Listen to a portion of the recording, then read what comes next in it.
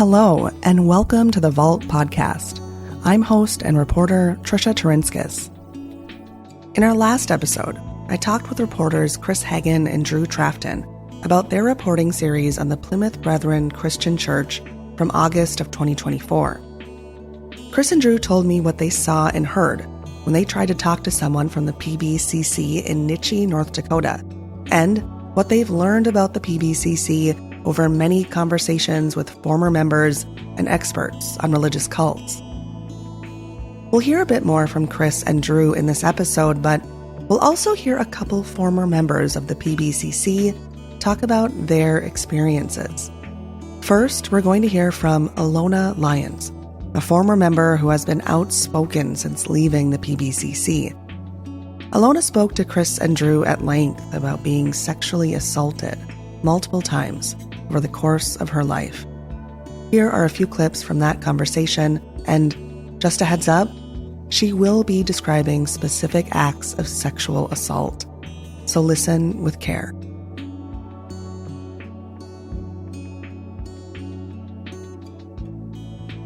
I don't even remember the first time it happened. I remember my mom bought me this light pink nightgown for my 5th birthday, and I loved that nightgown, but I only wore it for a few days because then I remember I was molested with wearing that nightgown, and I loved it so much, and then all of a sudden I quit wearing it because I hated it after, and my mom always wondered, like, she's always asking me why I didn't wear it, but I got it for my 5th birthday, so it would have been like, I would have been 5, and it may have even happened before then. It's just that's my first memory of that. This person actually was like probably a 30-year-old guy.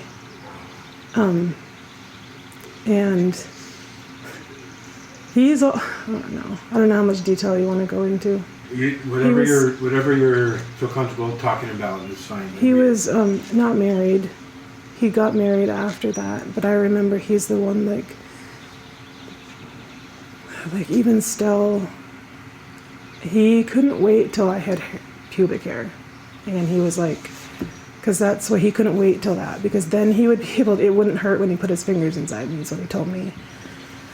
But yeah, that was the only older guy that I remember. It was usually just like, so I would have been like 5 to 12, and it was guys that were like 20s probably, 18, 19, 20s.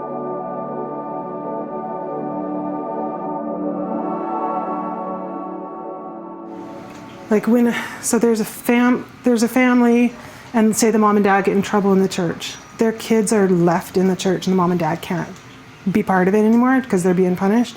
And my mom and dad were always, it was probably more my dad because he had a really big heart, but they were always taking in these spare kids, always.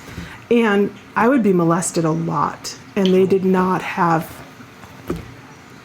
I don't know if they didn't know, but I think more it was just my mom didn't have time to do anything other than be a brother and wife. So like, if she would send me and these random kids outside to play all day, and that's what would happen because of how they like segregate and sexualize everything. I would say probably every girl in there has been molested, probably. They're wearing leggings under their skirts, but when I grew up, we weren't allowed to do that. It was just a skirt, and it's like easy access, right? Like that's why they do it, I think. So now I see them wear leggings, and it makes me feel a little bit better, but one time my parents found a letter that one of my abusers had written to me, and I had it under my mattress, and they found it and confronted me about it. And that they said, you can't ever see him again. You can't ever be in the same place as him again. And it was all me.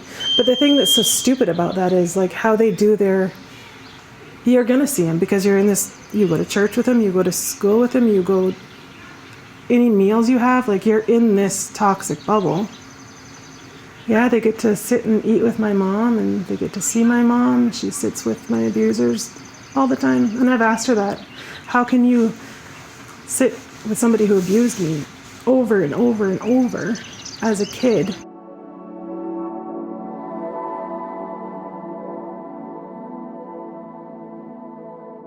Here's Chris and Drew talking about the time they spent with Alona. Yeah, she seemed to touch on all of the pain points that you can living in that experience and growing up in that experience. She has dealt with the sexual abuse, and that was so heartbreaking, especially in how she now looks at. She said she sees the girls that are there now, still in the church, and she feels slightly better because now they're allowed to wear stockings underneath their skirts. And when she was growing up, that wasn't allowed. But the pain in her voice in saying that makes me feel a little bit better it's haunting stuff. And she was an extremely strong person. You can just tell in meeting her and she's strong in her convictions. And she was one of the most, I think, excited to talk to us when we did sit down with her in Neche. I felt she was very confident, and she had a message she wanted to get out there, and she was more than willing to share with us about her experience. And I think she is her purpose now is to get the word out, and she's a great spokesperson for that, just because of her experience. I mean, she dealt with the financial implications. She dealt with the sexual abuse, as we said. She dealt with the school system there and sending her kids through there and having a difficult time. She said her son, who was in the fourth grade, went through that school year, and at the end of the school year, she discovered he couldn't read, and there wasn't a plan in place. And this is according to Alona, and we did receive a statement from One School Global, that school system that refuted some of this. She said that there was no plan in place to help him moving forward, because he had been designated as someone who is going to have a quote unquote forklift job after they graduated. They kind of divvy up the kids into, a leadership, you're going to be in leadership positions one day in business, and you're going to be, doing all the manual labor. And her kid got pushed into that camp. So it didn't matter if he couldn't read. And so, she's navigated so much of this world, and has so much personal experience in these matters that I agree. I think she was very compelling.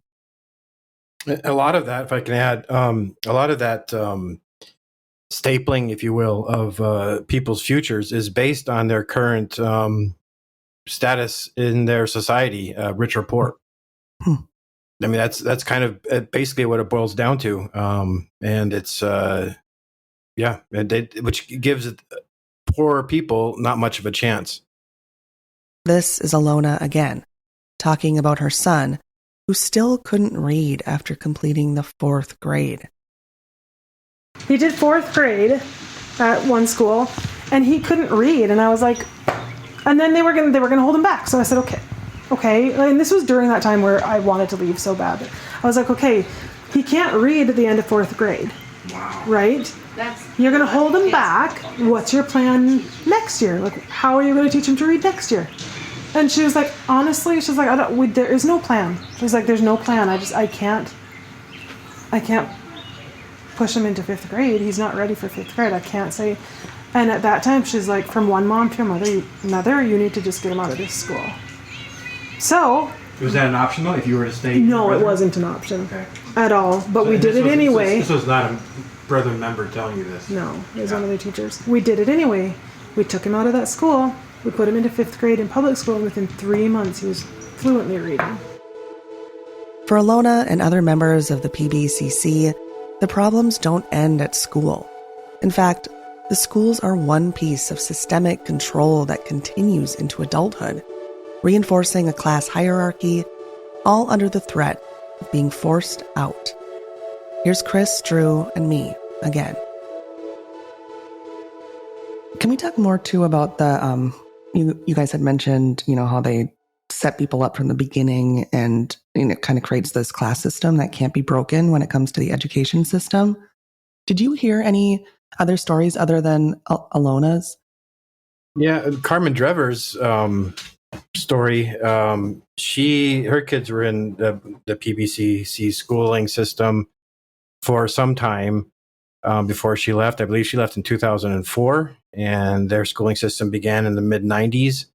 But when she began to go through her troubles and her entire family, and after they moved to Canada, the troubles followed her, and her kids were targeted. Like the principal told her directly, like, your kids are being targeted maliciously, like it's almost pre-planned. It's the way it sounded to me, for being bullied, being beaten or picked on or cursed or whatever, because of their problems that they were going through, and which involved being shut up and withdrawn from, excommunication, all that. But she dared to rock the boat when she saw, how many children was it? Quite a few. 18. Yeah, 18. 18 who were one by one being kicked out. Just children, not their parents, not their siblings, just one child in a family, being kicked out for reasons from saying a curse word to a grandfather, to stepping on a Bible, and other reasons. And they're totally excommunicated from the church, which means you're excommunicated from your family as well. You're banned from your family. And these are teenagers, young kids. Certainly drew a lot of attention to that community, having that many people put out into the street. And Carmen, the way she summarized it, was saying it's the death of a child. Mm-hmm. If you think of it that way, because they no longer exist, and they have to cut them out of their photographs, and you erase a person's existence when they're withdrawn from, and that's really shocking. And it works both ways, because there are some instances too where adults leave the church and their children stay behind, and in those instances, we were told the children are often adopted or fostered by other brethren families. Then they'll be taken in, and in Alona's case, that resulted in her repeated sexual assault. From what she was saying, a lot of times it was the kids who her family would take in who would then do that to her. In terms of bullying, I think in a broader sense in school, as Chris was talking about Carmen's children, we spoke to one woman, Judy Symington Harlow, a cousin of Carmen's, and she recounted growing up being constantly bullied by boys to adult men. And she said after worship, a lot of the time, she would be standing aside waiting for her parents to wrap up a conversation, and an adult man would come up behind her and whisper in her ear that she was, an awful person or a sinner. She said, she used that word, that they said that she was a sinner, and there was kind of a psychological warfare going on there. And she wasn't sure why they would do it, other than just for the purpose of degrading her self-worth and wearing her down over time. And so I think we heard of those things happen quite a bit. We heard of one woman we spoke to anonymously told us that she was the constant target of vandalisms and things like that would happen by teenage brethren members. And in some instances, they were made to apologize to her, even though she was outside of the church. But it seems like there's certainly a culture there that doesn't respect certain boundaries, and it does seem to be along gender lines quite often. And we did also ask, if they ever spoke up about it, or they ever, called out their accusers. And to a person, it seemed to us, or to me at least, that they were scared to do it because there would be retributions against them for coming out and speaking out against a male member of the church. It would always be their fault. It was always the woman's fault, no matter what. So, and I'm sure terrified too to be cut off from their entire family if they were, kicked out. When it comes to stepping on a Bible, I remember Carmen talking about this in the documentary. I mean, would this be a situation where it might have even been a mistake? Just an accident? Yeah, I think so. I don't think it was like an angrily stepping on the Bible, cursing God type of a thing. I think it was an accident. So for just simply messing up. Mm-hmm. And I mean, we all know children in general, and especially, during your teenage years, I mean, you're going to mess up, and it happens. And so, did you ever talk to anyone about the fear of that, just making a mistake and, not making a decision to say something wrong or something would get you kicked out, but just the fear of hoping you don't make a mistake that ruins your life? That was Carmen's motivation for leaving initially, or her fear that drove her to try to take action when those 18 children were pushed out of her community in Maple Creek, Canada. Because she told us, she said, I had 5 kids, of young age, and I knew, she goes, if they were my children, they were going to say something that would offend one of the leaders in Maple Creek, and she didn't want to see her family split up, and that's why she started to push back on those dismissals or those kids being withdrawn from. And she drafted up a letter, which at the time, she wasn't able to access a computer, so she had to do it on a typewriter. And she sent it out to the leaders of her community, and she sent it out to Bruce Hales in Australia. And that, of course, drew the ire of her local leaders.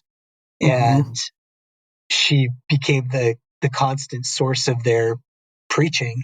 Every meeting that she would go to, she said, I think was it 6 months, Chris? Yeah. She said she was the target. So if you can imagine, you're going to a meeting where you have to sit in silence in the back of this church space, and the person preaching is at the most sending a thinly veiled message about why you're going to be damned, directly to you, and why you're an evil person. And she had to just sit there and take it for months and months and months and months on end. And she has this humorous anecdote where one night it became too much, so she stormed out and left. And her husband followed her outside, and they had been comparing her to Lot in the Old Testament, and going through the pillars of salt scenario with Sodom and Gomorrah. And she ran outside, and it was raining, and she said, "See, I'm not salt. I'm not melting away here." And so yeah, I mean, it's we certainly did have that experience in talking to people. Drew and Chris also talked about how the schools reinforce strict gender divides among its members, something that is reinforced in their schooling. That same sense of control over the lives of its members even seeps into what the members read and watch. We were told that if you were a woman in the church, you don't have a voice, and that you are raised to be a wife, procreate, and bake meals, and those are your priorities. And as far as education, since there is no formal education past your secondary education, you can fall off, and you're not prioritized.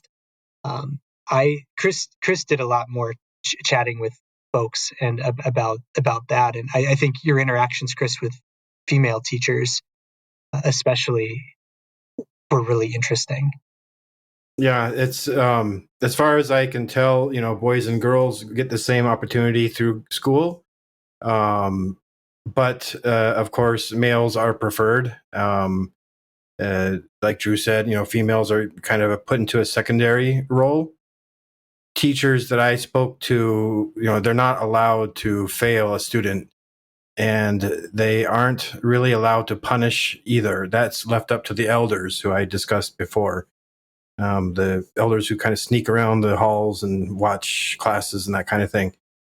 So, yeah, but like after secondary school, after high school, though, there is no college. They're not allowed to go to college. So the students who are put on a leadership track, do they get positions in one of the businesses, or typically how does that work? Yeah, after when they get to working age, they are usually first put into a brethren company. Always put into a brethren company, which, like I've mentioned, they control their salaries, control their bank accounts. Their first house may or may not be through the brethren, but they do have to get permission to purchase a house. The brethren may put up the funds to buy the house, and then they owe the brethren rent for however long they live there. But yeah, they're not allowed to go and work for a secular company, though. It's a company outside of the brethren. How do they get around? Obviously they're not allowed to speak to others, and going back to the teacher situation, how do they justify that, having people from outside the church, teaching their children and being authority figures, especially when they are women? Yeah, the religious upbringing for all people within the brethren comes from the meetings, church, if you will. They don't allow that in the schools. It's complete separation there. They want their kids to have a proper education, and yet, according to accounts that I've been told, a lot of their textbooks are marked up with Sharpies. Pages are torn out, things that they don't agree with, especially anything in relation to homosexuality, any type of nudity, that kind of thing. I mean, I'm not sure exactly what their agenda is as far as what do they rip out of textbooks or not allow the teachers to teach. But when they're given a textbook, it's already all marked up. One thing that Carmen told us about as well was that there's a lack of fiction. Yes. When it comes to reading in the school. They don't allow the kids there to read novels. And her thought on that was that by not experiencing life through the lens of another perspective, or delving into different worlds and different possibilities, they would then be the church, the entity, the school would then be able to control the student in not thinking outside the box and thinking of different world opportunities being open to them. They do have to hide, or at least it sounded to us that if you're an adult and you're reading a book of fiction, you kind of have to hide it, that you're doing it in the first place, because most books are, of course, banned. Yeah. And when Alona was leaving, the first seed that was planted in her mind that she might be involved in this, these were her words, involved in a cult, that came about because she was at a bookstore in Grand Forks. She purchased a book that was by a woman who escaped from a cult situation, and she went home, and when she would put her kids down for a nap when they were younger, she would then read the book. And that's what she would do when her husband was at work. And she had to hide it. And she had to hide it. That's, I think that just really paints such a picture of what life is like inside the Brethren Church, because that's a situation where you are hiding a book that you purchased in a bookstore. It's a symptom of control as well. If you can control what people read and what they watch, that's one of the boxes of the definition of a cult is absolute control, which by all stretches of the imagination that I can see, it's exactly what they do in just about every area of life. To illustrate Chris's point, here's Alona, again, describing how, as members enter adulthood, their assets and finances also come under control of the church. But what they're doing is making everybody sign over everything to them. Because we're helping this family leave right now, so we see all the forms they get. You have to sign everything over to them. They buy your house for an outrageous amount of money, so you have all this money, but they own everything. Your kids, you sign everything over. Your kids don't even get anything in the will. You sign everything over. And then they buy your house, but then you're renting from them. So now they're making all this money on this rent and everything, but they have everything of yours. So you start off with, let's say you have a nice house. You start off with your marriage, or whenever you become of age. Well, you can't. Okay. The other thing is, they're keeping kids. They have control of everybody's money until they're 21. Did you know that? That's new since we left. So like if you're not 21, you have no control of your money. Okay. There's a girl who just tried to leave, and she has 100 and some thousand sitting there, and she can't get it. So she can't really leave because they have control of her money. And you sign it. You sign everything because you have no choice. If you don't, you're going to lose everybody. And like if you're not prepared to lose everybody, you're going to sign it. Is the PBCC a cult? As Chris mentioned before, it ticks every box that experts use to identify a cult. But he's also said that he's uncomfortable using that term to discuss the PBCC. Maybe there's something sinister about the word cult, that when we see people and get to know them, we're hesitant to apply to them. We don't want to think these people living right here in a community next to us are part of some sinister thing. Alona Lyons had a similar question. Am I in a cult? For her, that answer wasn't just one of semantics.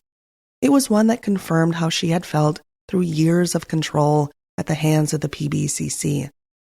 As you'll hear, her search for an answer ultimately led her to leave the church. It also meant severing ties with her loved ones. Alona's doubt in the PBCC was fueled by finding a book written by a Mormon woman, a book she wasn't supposed to read. Yeah, so I went and got the book, and I was infatuated. And I don't know if it was because I was starting to question things that I was so obsessed with. And like I would see people in the stores with bonnets, and I would want to be like, do you guys think you're like the right place too? Like, I mean, clearly they do, but I was just really intrigued with it. And I wonder, I don't know, probably because I questioned it, I don't know. Did you have to read it like secret, kind of? Mm-hmm. Like how well, I just read it during the day because I was a stay-at-home mom because you can't work. Mm-hmm. So I would put my kids to bed and went and read it. I remember I was laying right on my bed. I remember the sun coming in the window. I remember laying right there reading it, and I just remember putting my head down and being like, I think we're in a cult. Actually, I remember thinking, I wonder if we are. I wonder if we're just like, what if we're just a cult and we're just wasting our life in this cult? We were leaving. We had a different job lined up and everything, and then I just like crashed. I was like, I'm not ready to leave my mom yet.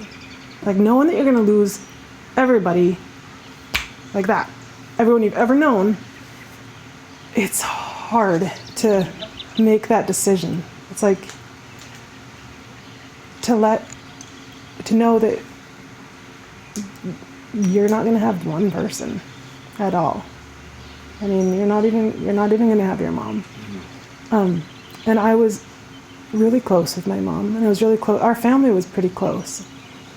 Like there was no, which makes it harder because if there's bad blood, it's easy enough to just walk away from them. But when it's not, and my mom was the type of mom that would just stop what she was doing and come over and help me, like day or night. She would be at my house to help me, and I was sick. I have Crohn's disease, but back then it was really, like when we were trying to leave, it was really, really bad, and I had to have blood transfusions and stuff. And she was always there to help me. And so then I was like, and I knew I would have to get a job, and I'm like, how am I going to do this with no help? And I cracked up, and it was probably 2 weeks of like serious depression. And I finally went and got on medicine, and then I felt better. But after that, it's like once you see the truth of what you're in, you can't ever fit in again. My in-laws live 2 blocks north of us on the same street, and my mom lives 2 blocks south of us on the same street. So like we're right there. But you don't talk to them? No, I mean we would talk to them, but they won't talk to us. Mm-hmm. Yeah. You see them all the time. Like they're always driving by and walking by, and we see them. But and so that must be a very difficult thing, and especially how close you were to your mother. It was. Now, not at all. And I can meet her in the grocery store and be totally fine. Like it used to throw me for a loop for days, but she still won't talk to you? No. Wow. No. So I mean, if you see her in a grocery store, would you go up and just start telling her things and knowing that she's not going to respond, and she just... Would I? Yeah, now? Or... No. I wouldn't give her the time of day. Yeah. She doesn't want to be in my life, so I don't. I mean, but it took me a long time to get there. Yeah, sure.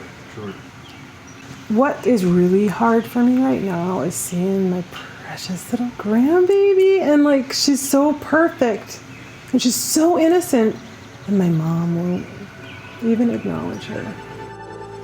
I've thought about it so many times, and I always go back to, I'm happy now.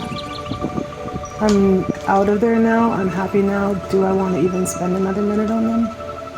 And that's kind of what I end up, like, my life is so fulfilling now that I get angry, but then I always go back to, you know what? I'm happy. I don't even want to go back there.